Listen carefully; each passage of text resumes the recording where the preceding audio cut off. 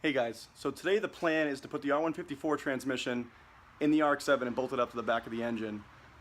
But first I have to put the release bearing assembly together and on the pressure plate, and then also put the excessive transmission mounts and bracket on the transmission, get it ready to go in. Okay, so first things first, we have to assemble the release bearing. First you have to take this thing, I'm not sure what it's called, but it's part of the release bearing assembly. So you gotta take this. Then you put this wedge shim on like that. Then you take the nylon shim, put that on. Then the release bearing itself, get that on there. And then you put on this small snap ring. I had to get Ted to help me because I don't have the right tool, but once you get it in, it should look something like that. So then, next step, you have to go in from below the pressure plate and prop this up from the underside with something. So what we got, jumbo socket.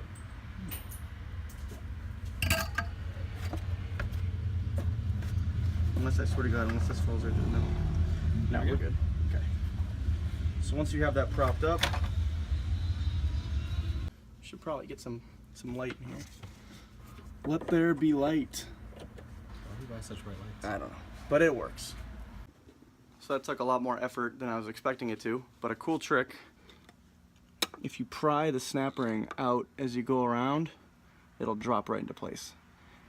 Best way to do it though, would not be a stubborn person like me and actually get the tool. It's easier. It's a lot easier. Alright, so now this is all set. This is spinning freely. That's ready to bolt up to the back of the motor. Next you have to take off this factory rubber mount. The transmission's upside down right now. This is actually on the bottom. But this is the factory soft rubber mount. We're going to take that off and we're going to replace it with this guy from excessive manufacturing. Works really well. It does, yeah. Whoa! Dude. Watch out, there's oil! Dude, I'm going to get so many views because I almost died.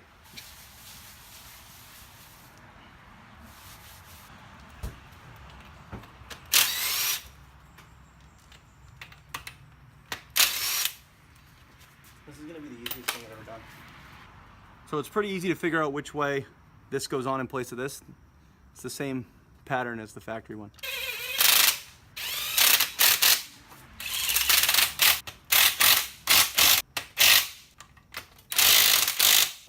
So now we got this mount all on here. Time to crawl under the car. Oh, there's so many spiders. Oh. I don't like this. I am not a fan. First, you have to remove the local inhabitants. Oh, dude, there's so many.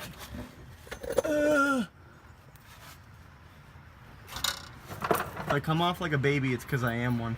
It's okay, dude, spiders. Oh, God. So you want to wipe this down with some alcohol. Clean up the surface. Okay, next I'm gonna put the clutch on. Gotta make sure that this step side here faces toward the transmission. I'm not strong enough for this.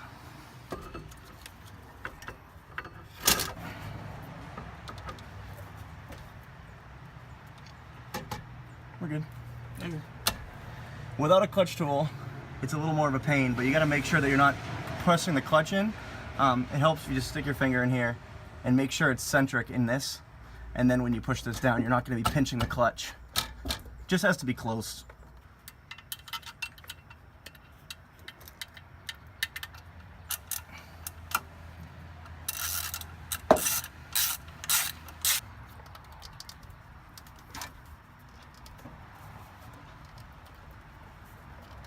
Oh boy. There you go. So next, you're gonna take your torque wrench, set it to 15 foot-pounds, and then come in here and torque them down.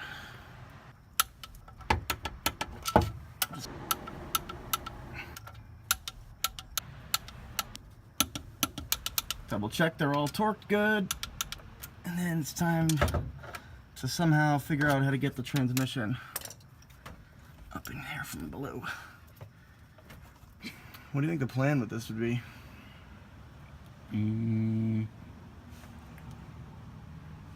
That's an awesome question. Transmission goes here. The whole general area. Goes right here. Shifter.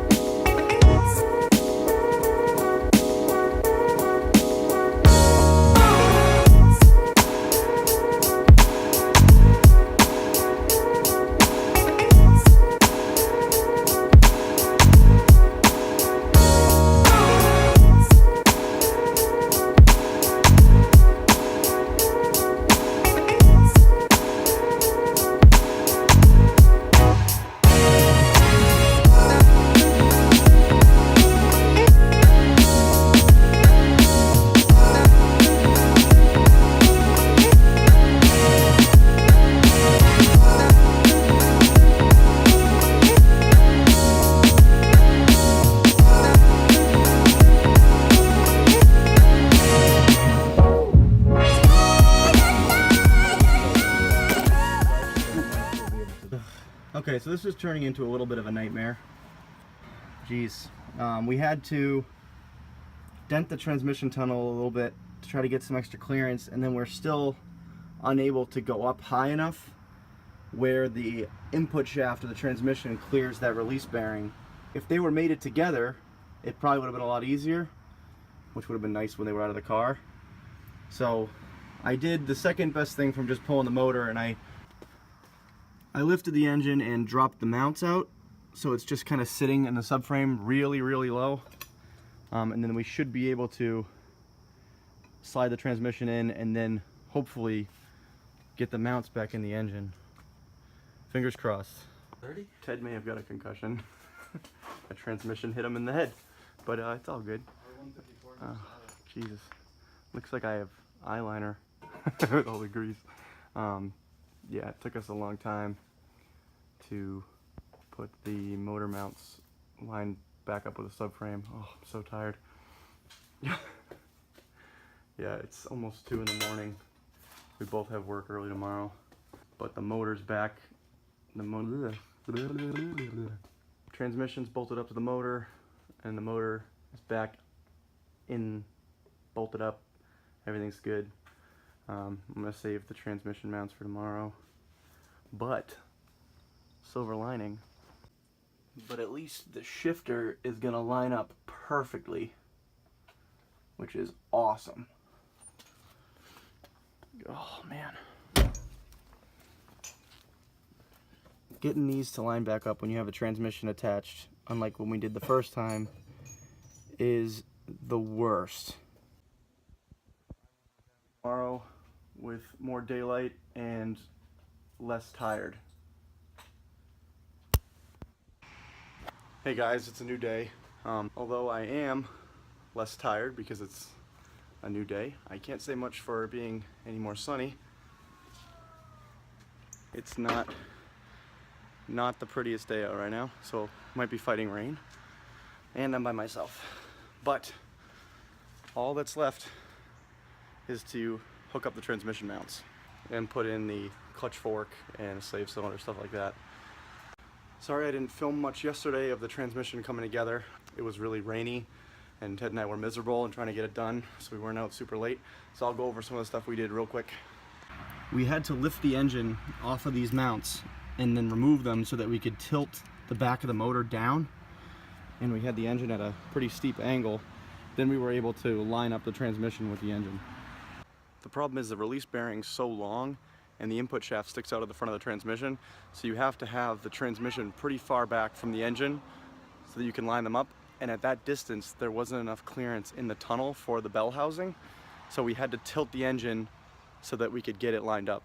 Even with that being said though, we still had to massage some of the sheet metal around the front of the transmission tunnel to clear the starter. It was not fun, but hopefully this is easier. So I'm going to start by putting this all together fairly loose so I can double check the fitment of all these parts.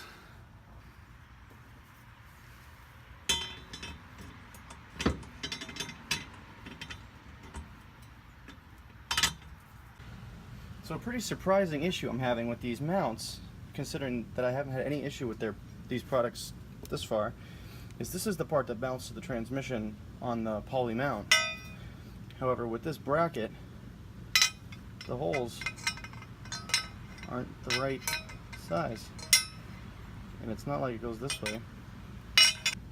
So as you can see, it's not right. So what I'm going to do is I'm just going to open these up a little bit, slide these into here.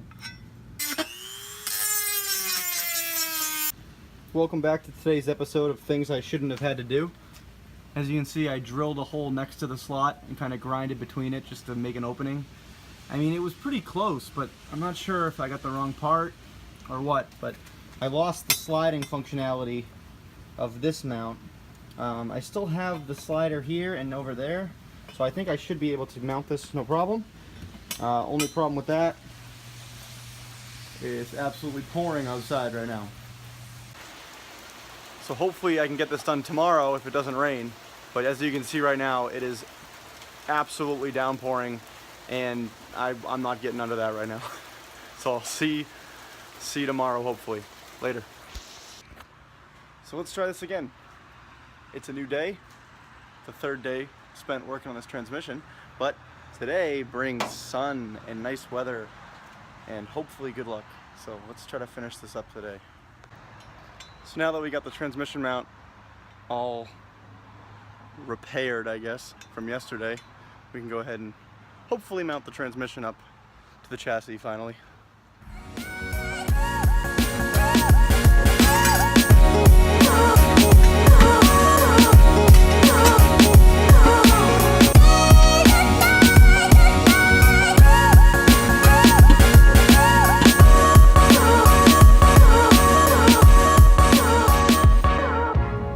Transmission mount all mounted up. Those are all tight. Those are still kind of loose because I was going to play with the fitment until I realized it seems the engine's a bit tilted. Excessive Manufacturing offers frame spacers that are an inch thick to lower the front subframe down to clear the motor. I thought this was optional. Clearly it's necessary. See, I wasn't anticipating that the back was fixed and it was designed to line up with the lowered subframe. So because the subframe's higher than it's meant to be, the engine's at a crazy tilt. So until those come in, I'll hold off on putting in the drive shaft. I'll just leave it as is, but I can still put the slave cylinder back on and the clutch fork. Okie dokie! Next, I gotta put the clutch fork back in. So first thing you want to do, let's get some grease. Oh, that's nasty. Get some grease. Try to stay in this. Put a lot on this pin here. And then put some on these contacts. Okay. You just take it, line it up with the release bearing, and click it right into place. And that's it.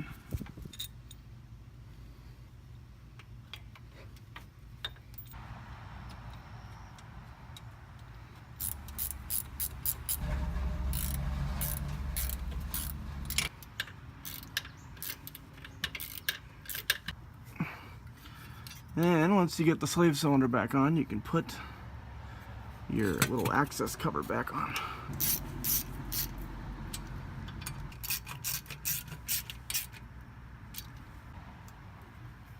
Fun thing I noticed while being under the car, there was this extra line, and I traced it back and found out this is actually the return line from the RX7 chassis, and the line that I tapped into was the evap. Now I feel like an idiot, but a simple fix. So I'll do that real quick. So now I have the return going to the line, the hard line that's under the car, and I'll have to hook up that evap through a check valve or something to the manifold later. So that's it for the R154 transmission installation into the FC. I'll touch base and follow up with this video when I get the frame spacers in. As you can see, the engine is not happy, but it's all in there for now. and the fuel lines fixed and all that. So if you like this video, please hit the like button. If you want to stay in touch and follow up with this build, please subscribe. See you guys next time. Bye.